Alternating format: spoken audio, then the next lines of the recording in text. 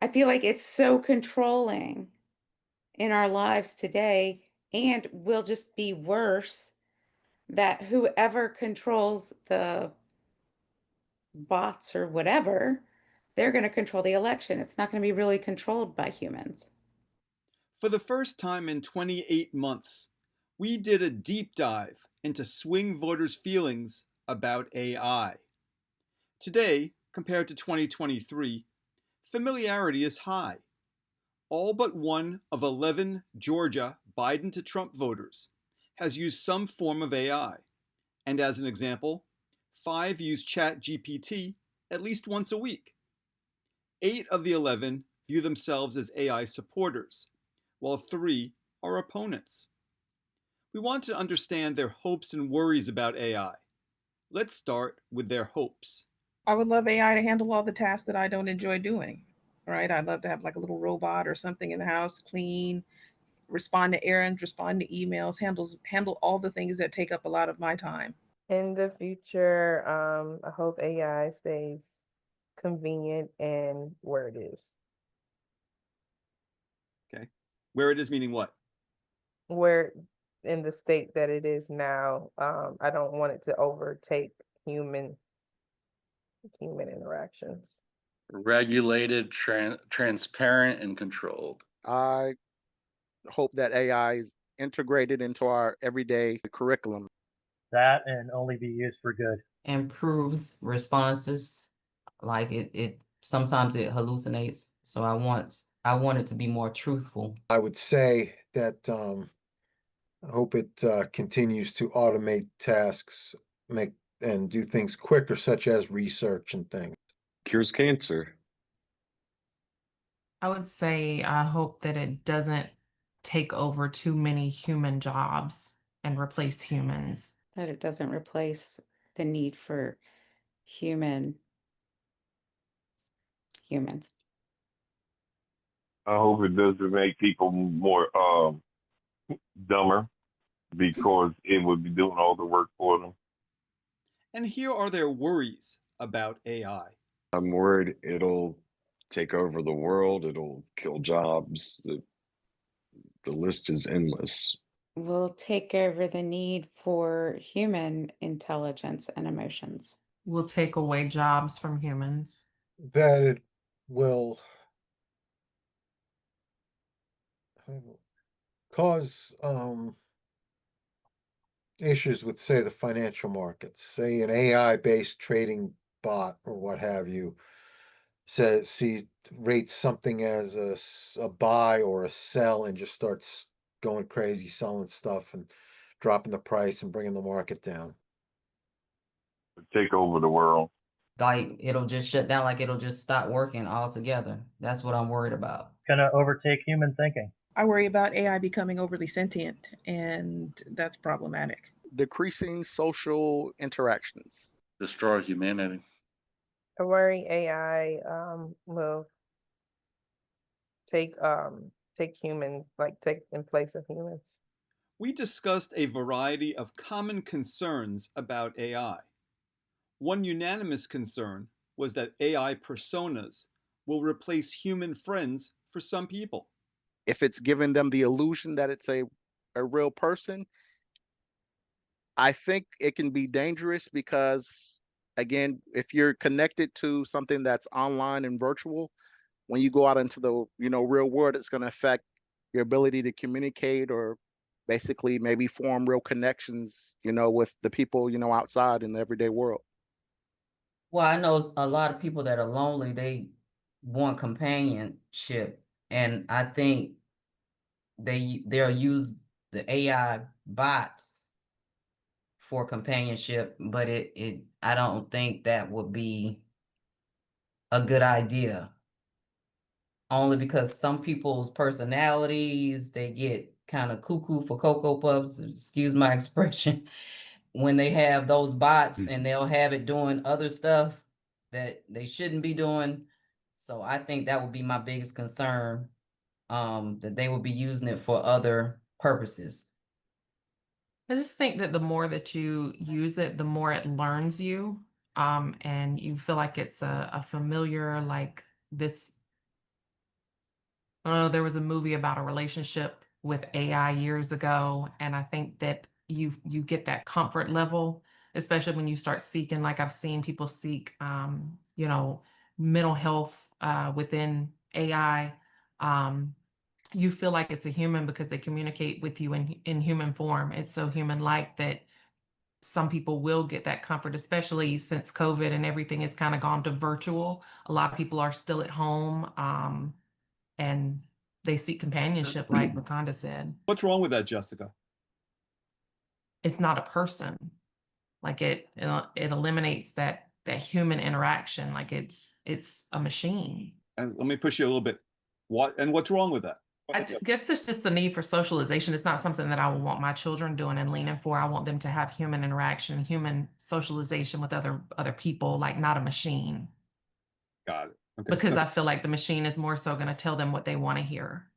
7 out of the 11 had heard about the environmental impacts of AI data centers. They are trying to build one near my fiance, and I've heard it's going to have a really horrible impact on wherever they put it at. In what regard? What kind of impacts? I don't know what it does exactly, what kind of fumes or whatever it is that come out of the data center, whatever it is, but it's horrible from what I've heard. By a show of fingers, who's heard about data centers having an impact on nearby residents' drinking water? One of you, Todd has. Mhm. Todd, what have you heard? Just that the residents didn't want it, are trying to shoot it down because it's going to impact their water. Where is that taking place? Do you know? Noonan, Georgia. I've heard that it takes a lot of energy to run. And when you take a lot of energy, that energy has to come from somewhere. And generally speaking, it's not coming from solar and wind. It's more coming from coal and fossil fuels. Zuckerberg built the biggest data center, which drained all the water from the local houses around. Only one of the respondents lives near a data center, but there's concern about the massive amount of energy these data centers will require and how that could harm consumers. If these massive data centers that they've built collapse or something, or something happens, it's like that also could be an effect on like a shutdown. Even all of the EV stations, charging stations and stuff like that. So what if something happens where that goes off and then you don't have any charging stations? The electricity has to come from somewhere. And so it's absorbing, fuels and things that we need for electricity for other things and for life with humans. So if the data center is using a lot of electricity, what's that impact on you? I mean, I would assume either more costs for everyone, or elimination of resources that we need.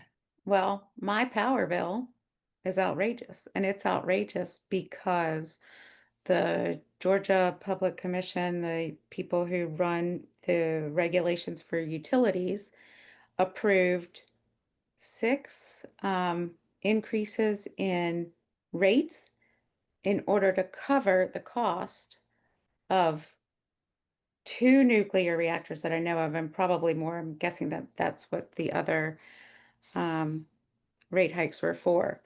And I've doubled my electricity payment just over the past year. Well, data centers are huge. They run a lot of computers that run on electricity. They need to be kept at a certain temperature, which means you got to run a lot of air conditioning and possibly a lot of heat. And so that all adds up to using a lot of energy. A few last notes on AI concerns. 9 of the 11 respondents are concerned AI will weaken privacy protections, especially related to financial data. 9 are concerned AI will be used to undermine America's political system. 8 are concerned AI will figure out how to launch weapons on its own without human commands. And none of the 11 think policymakers are working to ensure our educational system is preparing workers for an AI-driven economy. Now let's pivot and talk about the controversy related to redistricting in Texas. Only 4 respondents could tell me why more than 50 Democratic state legislators in Texas had fled the state and went to other states. After determining most didn't know about the matter, I read out loud a neutral overview describing the situation. What became clear is that these 11 swing voters, once they know the facts of the situation, are overwhelmingly opposed to what Texas Republicans are attempting to do. In fact, not a single one supports it.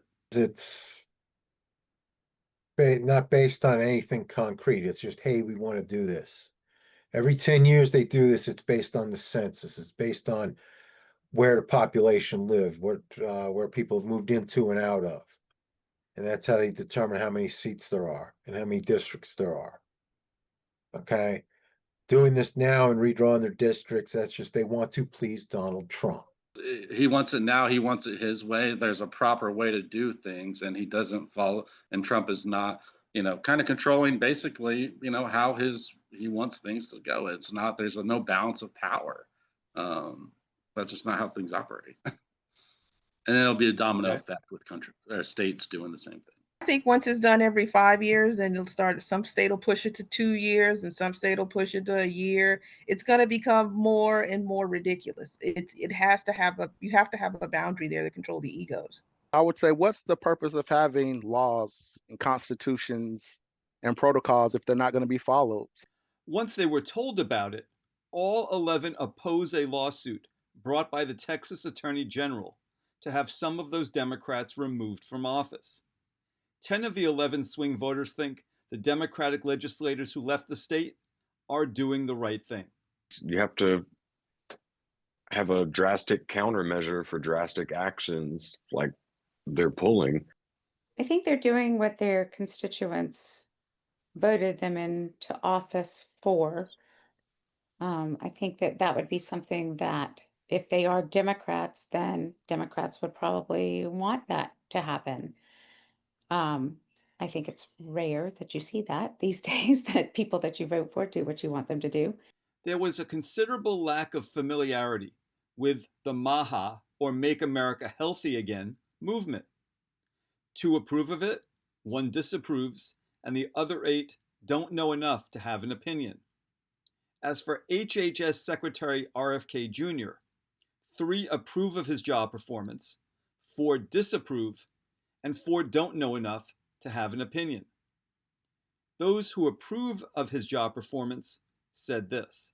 I think he's been, pretty politically honest and straightforward about what he does and does not know. Even the things that he was set aside for and kind of blackballed for before. So I appreciate his honesty. Same general idea. He's sticking to his guns. And yeah, what he doesn't know, he's willing to admit he doesn't know, but he's trying his best. I think with Robert, what he was trying to say was, a lot of these vaccines are not good for us. And I think we need to do more research before we just put it out down into the public. And those who disapprove of RFK Jr. said this. I think that he ignores a lot of stuff. I really think that he's not qualified for that position. He's a blithering idiot, a second-level candidate who's a disappointment to the rest of his family and did not live up to the promise of all the privileges was granted just by being born into that family. I just think he's wrong. He ignores scientific research. He ignores facts. One last point related to healthcare. All 11 respondents think physicians and scientists should have final approval over which vaccines are available to the public, rather than political appointees having the final say. One last topic. Similar to last month in Nevada, there is widespread concern about the economy, which is a key reason why 8 of these respondents do not approve of the president's job performance. 7 of the 11 disapprove of his tariffs. And all 11 Georgia swing voters say they are more anxious about the economy today than when President Trump took office in January. What's causing the anxiety? It seems like every other day there's a new tariff, or he's pissing off some other country, and just every single day there's more news about inflation and job losses. It just keeps getting worse and worse. We're hemorrhaging. It's crazy.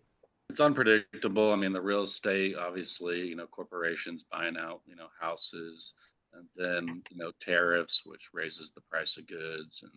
And I think it's leading to a bigger social classes separation.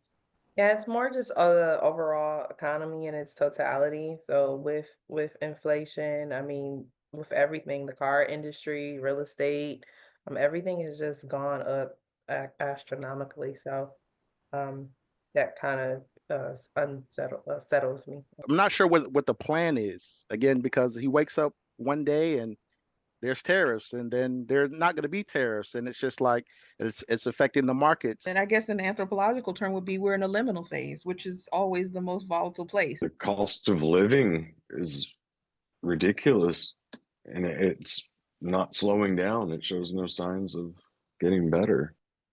The constant ups and downs of the markets. Everything is now going up, thanks to his tariffs, things are getting more expensive to buy. And it's got me worried because a lot of families won't be able to feed their families, buy things that they need. I think just the prices and the breaking of alliances with other countries, uncertainty of war. It's the shootings to the businesses. Like when they shoot up the businesses, it's causing the businesses to fail, and then people are losing jobs and things of that nature. I think inflation is getting worse. I'm in the markets for my work, and I think that is constant making a decision, going back, making a decision, going back. The market likes stability, and we have none of that. Thank you for joining us again this month. Please forward this link to a friend, and please join us again next month. And please also sign up for our Substack at Swing Voter Project so you can watch our other videos there.